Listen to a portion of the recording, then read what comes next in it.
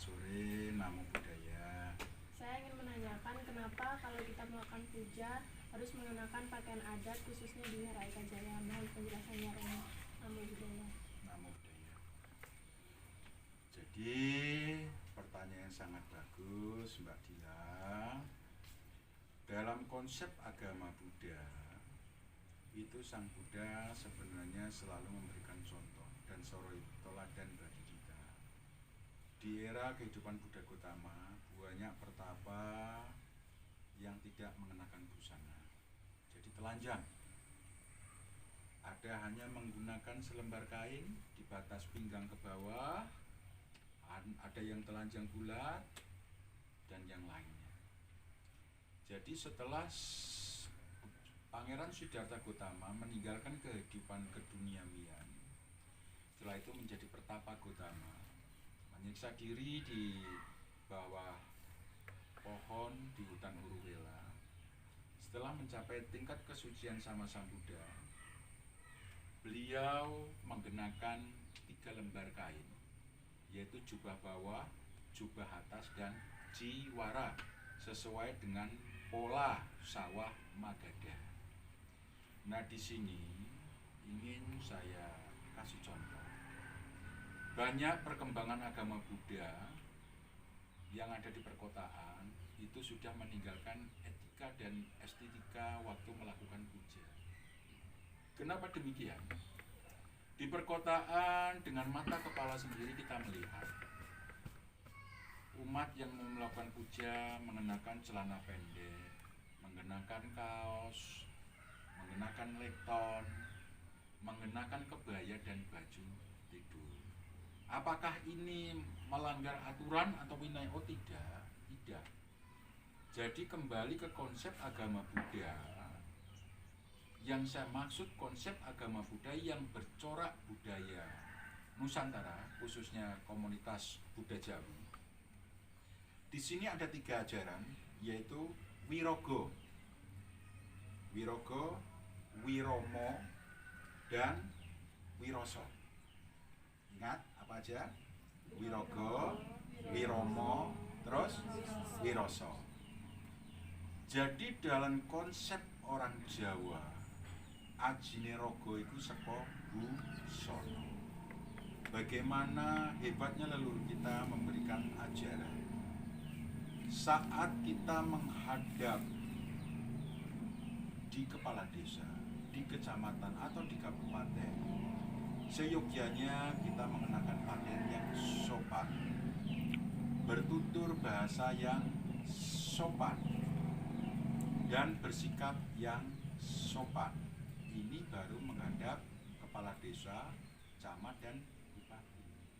Di saat kita melakukan puja, yang kita hadapi itu siapa?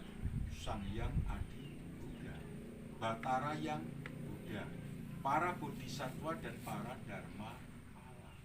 Apakah pantas kalian mengenakan busana seperti itu? Pantas tidak? Tidak. Terus setelah itu tidak pantas, apa kita harus menjustis? Orang yang di perkotaan jangan pakai pakaian seperti itu. Tidak perlu kita lakukan. Yang perlu kita lakukan, apa yang perlu Anda lakukan, jangan apa yang mereka lakukan. Nah, tujuan saya mengenakan busana adat, satu, ingin melestarikan akar rumput budaya peninggalan leluhur bangsa yang adiluhur. Untuk saat sekarang, fenomena di tengah masyarakat bisa kita lihat, khususnya remaja putri dan ibu-ibu tidak pernah lagi mengenakan kebaya. Mungkin dekade 20 tahun yang lalu kita masih banyak melihat bila mana ada kondangan, ada pesta, ibu-ibu selalu mengenakan kebaya, mengenakan sanggul. Itu terlihat edipeni, terlihat indah. Untuk saat sekarang, yang remaja putri, yang ibu-ibu, kita jujur terenyuh. Kalau bukan kita lagi, siapa yang pengen mempertahankan akar rumput budaya yang diwariskan oleh leluhur? Apakah kita harus ikut-ikutan bergaya ke Arab-Araban, ke Barat-Baratan, ke Timur Tengahan? Perlu diingat, itu bukan budaya kita. Seperti pesan Bung Karno, bila mana Anda jadi seorang Muslim, jangan seperti orang Arab. Bila mana Anda menjadi orang Kristen atau Katolik, jangan jadi orang Yahudi. Begitupun bila mana Anda sebagai seorang Buddhism atau Hindu, jangan menjadi orang India. Banggalah dengan akar budaya bangsa yang adiluhung. Kita serap ajaran Buddha Dharmanya, bukan adat, istiadat, dan budaya dari negeri India atau Cina atau Thailand atau ke Tibetan. Nah, mungkin kalian pun karena di sini sebagai pelopor, pencetus gagasan busana Jawa, itu pasti banyak kemis di tengah masyarakat. Maksud saya, bagi kalian yang sudah berdaulat, yang sudah terhubung dengan leluhurnya, tetaplah bangga menjadi bagian dari generasi penerus pelestari budaya bangsa.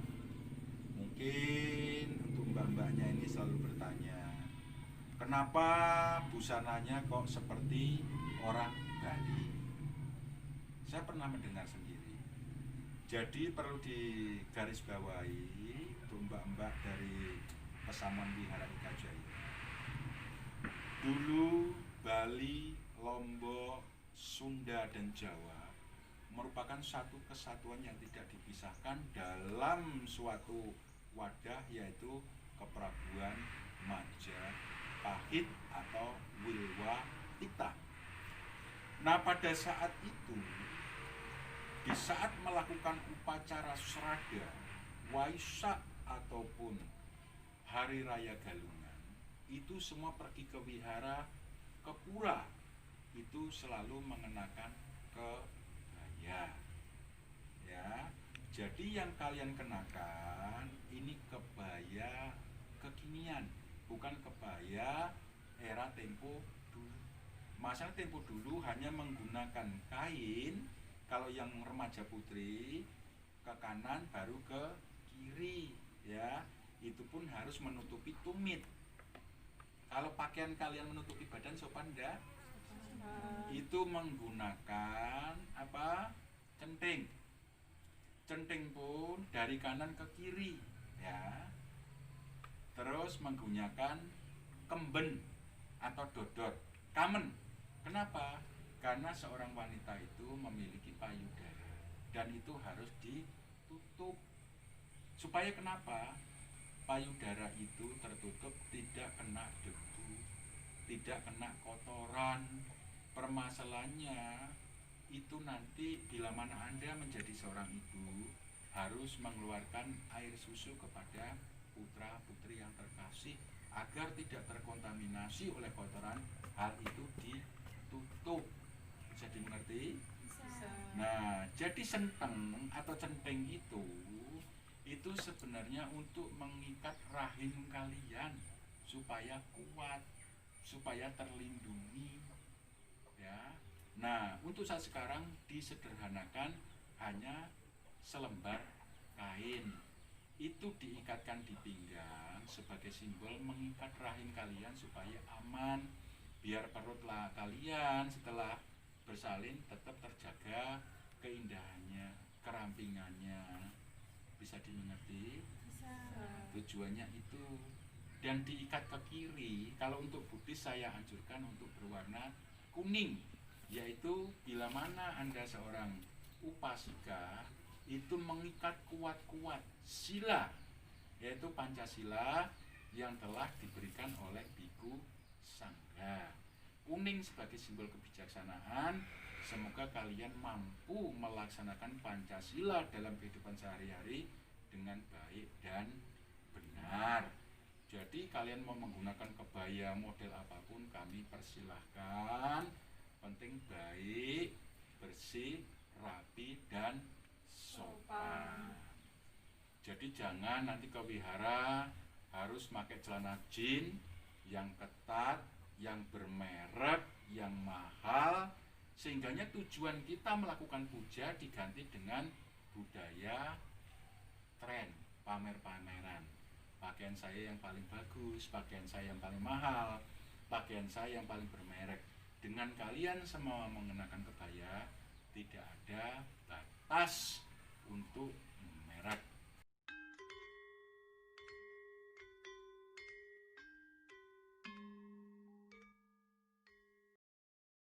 Untuk pria, ini saya dengar sendiri, mungkin mewakili Mbak Dila, saya pun sempat dengar bahwasanya untuk pria Jawa itu kan menggunakan apa, tutup kepalanya itu blangkon Romo, itu kok menggunakan udeng, itu apa tidak identik dengan kebali-balian? Nah, di sini pun saya jelaskan untuk mbaknya.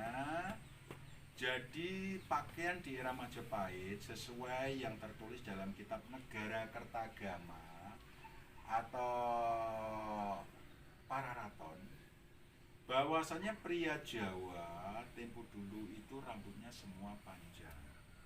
Bila mana pria Jawa akan menghadap Priagung atau melakukan puja, dia akan mengikat rambutnya di belakang atau di atas. Dan agar rambutnya itu tidak terlepas maka menggunakan ikat. Ya. Ikat itu maksudnya apa? Nilai filosofinya yaitu ngikat pikiran agar tidak liar, agar tidak brutal. Karena ini saatnya melakukan puja. Nah, ikat atau udeng ini dikenakan oleh pria di era keprabuan Wilwatikta atau Majapahit. Nah, setelah keprabuan Majapahit runtuh ini banyak fenomena yang terjadi, khususnya diawali pada abad 16 yang diprakarsai oleh Sultan Agung Anyokro Kusumo, yaitu tahun baru Saka itu dirubah menjadi tahun baru Suro. Ya, busana pria Jawa yang tadinya udeng atau iket itu dirubah menjadi blangkon, ya. Termasuk kebaya yang tempo dulu pun dimodifikasi menjadi zaman kekinian. Itu terjadi pada tahun 1633 Masehi, bertepatan dengan tahun Saka 1555 dan tahun 1043 Hijriah. Itu sebenarnya upaya revolusioner untuk melakukan islamisasi di Pulau Jawa. Nah, sehingganya para leluhur kita yang masih menjunjung eksistensi siwa Buddha mempertahankan ajaran ini nyampe dibawa ke Gunung Lawu, ke Bromo, ke Tengger, ke Bali dan Lombok. Astungkara, budaya ini akhirnya dilestarikan oleh saudara kita, yaitu suku Tengger, komunitas Bali dan Lombok. Jadi di sini dalam Serat Jayabaya ada bahasa mengko wono kebo sing bakal mulih nang kandange. Yang dimaksud apa? Sang penjaga budaya Wilwatikta atau Majapahit itu saudara kita yang di Tengger, Lawu, Bali dan Lombok. Jadi bagi umat Buddha khususnya mau mengenakan busana Jawa era Wilwatikta silahkan. Bila mana tertariknya dengan blangkon surjan era Mataram atau Jawa Baru, kami persilahkan. Ini tidak patut untuk diperdebatkan. Yang lebih patut untuk kalian lakukan bagaimana kita menciptakan, berusaha melestarikan akar rumput budaya, busana, bahasa leluhur kita. Intinya setiap melakukan puja berupaya untuk pakaian bersih, rapi dan sopan. Jangan bicara yang tidak berguna, yang tidak berfaedah. Di wihara tujuannya satu, pengen belajar mempraktekkan Buddha Dharma dengan sila yang bagus, dengan meditasi yang bagus. Demikian, semoga dapat bermanfaat. Sapisata Bawantu Sukitata. Semoga semua makhluk hidup berbahagia.